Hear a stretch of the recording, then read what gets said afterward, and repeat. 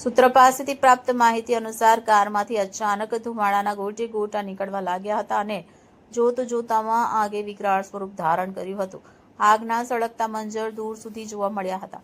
સદનસીબે કારમાં સવાર તમામ મુસાફરોએ સમય સૂચકતા વાપરી તરત જ કારને રોકી અને બહાર નીકળી જવામાં સફળતા મેળવી હતી. આથી કોઈ મોટી જાનહાનિ થતી અટકી હોવાના પ્રાથમિક અહેવાલ છે. આ ઘટનાને પગલે 4 રસ્તા વિસ્તારમાં અરાજકતા જોવા મળી હતી. આ વ્યસ્ત રોડ પર આગ લાગતા વાહનોની લાંબી કતારો લાગી ગઈ હતી અને થોડા સમય માટે વાહન વ્યવહાર ઠપ થઈ ગયો હતો. ઘટનાની જાણ થતાં જ ફાયર બ્રિગેડની ટીમ ઘટના સ્થળે દોડી આવી હતી અને આગ પર કાબૂ મેળવવાના પ્રયાસો હાથ ધર્યા હતા. આગ કેવી રીતે લાગી તેનું ચોક્કસ કારણ હજી જાણી શકાયું નથી. જોકે પ્રાથમિક તપાસમાં શોર્ટ સર્કિટના કારણે આગ લાગી હોવાની શક્યતા વ્યક્ત કરવામાં આવી રહી છે. ફાયર બ્રિગેડની ટીમ આગને સંપૂર્ણપણે ઠંડી પાડવામાં વ્યસ્ત છે અને ઘટના અંગે વધુ તપાસ હાથ ધરી છે.